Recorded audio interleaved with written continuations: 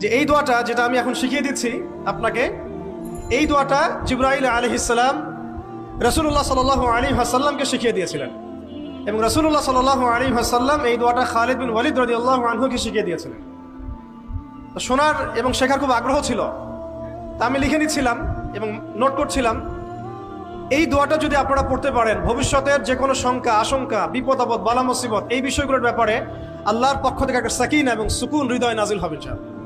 একটু বড়, যেহেতু এখানে তালেব ইলমগণ অনেক, তারা তো শুনলেই মুখস্থ করতে পারবেন, তাই আমি নোট করে আনছি। এবং জ্ঞান তো লুকিয়ে রেখেও লাভ নাই, প্রচার করলেই লাভ, আপনারা আমল করলে আমি নাকি পাবো ইনশাআল্লাহ।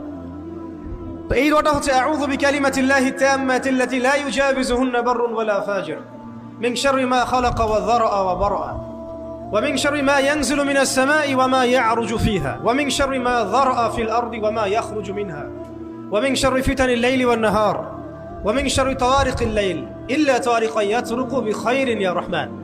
এই দোয়াটার উপর আমল করতে থাকেন, দেখেন ভবিষ্যতের আশঙ্কা দূর হয়ে যাবে ইনশাআল্লাহ। আল্লাহ পাক আমরা সবাইকে 4টা গুণ হাসিল করার তৌফিক দান করেন।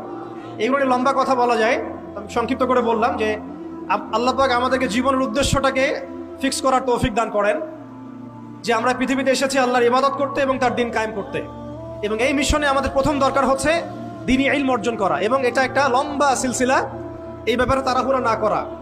এবং 3 নাম্বার, বুজুর্গ ওলামায়ে কেরামদের সোহবতে থেকে দ্বীনের জ্ঞান হাসিল করা। এতে করে জ্ঞানের সাথে সাথে আধ্যাত্মিকত্ব হাসিল হবে ইনশাআল্লাহ। আর আধ্যাত্মিকত্ব হাসিল না হলে বাইরের চোখ দিয়ে যদি আমরা দেখি, তাহলে এই বিশ্বটাকে চিনতে, বুঝতে এবং সমাধান বের করতে আমরা বেগ পাবো। এবং কোনো কোনো ক্ষেত্রে আমরা সত্যকে মিথ্যা মনে করতে পারি, মিথ্যাকে সত্য মনে করতে পারি। আল্লাহ পাক আমাদের খিদির আলাইহিস সালামের দৃষ্টিভঙ্গি দান করেন, আমিন।